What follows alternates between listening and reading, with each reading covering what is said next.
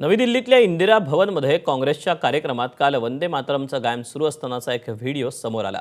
यामध्ये सोनिया गांधी आणि मल्लिकार्जुन खरगे हातवारे करताना काहीसे अस्वस्थ दिसतात। त्यामुळे खरगे आणि सोनिया गांधींनी वंदे मातरमचं गायन मध्येच थांबवण्याचा प्रयत्न केला असा आरोप भाजपने केला। थोडी तरी लाज असेल तर काँग्रेसनं देशाची माफी मागावी अशी टीका केंद्रीय गृहमंत्री अमित शहांनी केली। काल काँग्रेस भवनात वंदे मातरम गायनावेळी सोनिया गांधी यांनी व्यत्यय आणला। त्यांनी देशाची हात जोडून माफी मागावी अशी मागणी अमित शहांनी केली। सोनिया जी, 140 करोड़ की जनता आपको देख रही है।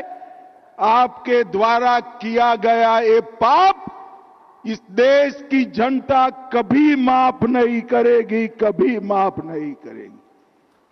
कोई स्वप्न में भी कैसे सोच सकता है कि वंदे मातरम उसका गान अधूरा छोड़ दिया जाए? कांग्रेसियों को शर्म आनी चाहिए, और जरा भी शर्म बची है तो दो हाथ जोड़कर बंकिम बाबू की अमर आत्मा से और देश की जनता से माफी मांगनी चाहिए। जनसंघ असेल, हिंदू महासभा असेल, राष्ट्रीय स्वयंसेवक संघ असेल, यांनी कधी वंदे मातरम म्हटलं नाही, तिरंगा खांद्यावर घेतला नाही।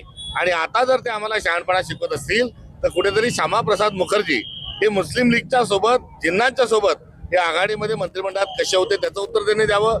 इंग्रजांच्या सोबत स्वातंत्र्याला विरोध का करत होते ते त्यांनी सांगावं। व वंदे मातरम म्हणत असताना संघाचा आणि भारतीय जनता पक्षाचा कोण फासावर गेलाय सांगावं। यांनी काँग्रेसची निदर्शनं वंदे मातरम करावं हे हास्यास्पद आहे। त्यांचा आणि देशाचा, स्वातंत्र्याचा आणि वंदे मातरमचा काही संबंध नाही। तर महाविकास आघाडीच्या नेत्यांनी देखील भाजपच्या टीकेला उत्तर दिले। आपण पाहूया।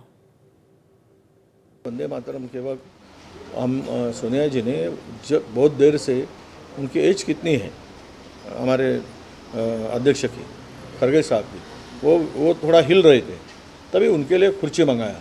क्या आदमी को गिरने दे? वो एज आज उनकी है, उनका वो इतने देर से खड़े थे, तो उसको लेकर उन्होंने वहाँ पे इशारा किया था। तो इसको लेकर ये लोग क्या है, इसमें इनको इनका ही खेलना है ना। वंदे मातरम क्या इनका संबंध है क्या? आज़ादी के तो ये वंदे मातरम बोलते थे क्या? वंदे मातरमची 6 कडवी आहेत। किती? 6। प्रधानमंत्र्यांनी टेलिप्रॉम्प्टर शिवाय ती 6 कडवी म्हणून दाखवावी। मी तर म्हणेन 2 कडवी म्हणून दाखवावी प्रधानमंत्र्यांनी। देवेंद्र फडणवीसांनी सुद्धा 6 कडवी समोर उभं राहून म्हणून दाखवावी। आतापर्यंतची प्रथा 1938 साली काँग्रेसनं वंदे मातरम राष्ट्रगान म्हणून स्वीकारलं। काँग्रेसने स्वीकारलं, बीजेपीने नाही स्वीकारलं। राजकारण काही प्रमाणात भाजपला करण्याची ती सवय आणि त्यांची ती वृत्ती आणि ते प्रत्येक विषयामध्ये तिथं राजकारण करतील। मला एवढंच त्यांना सांगायचं आहे की ज्याच्यामुळे तुम्ही निवडून आला, की धर्म या नावावर तुम्ही निवडून आला आणि अयोध्यामध्ये 1500 कोटीचा भ्रष्टाचार झालाय, त्याच्याबद्दल तुम्ही काहीच बोलत नाही।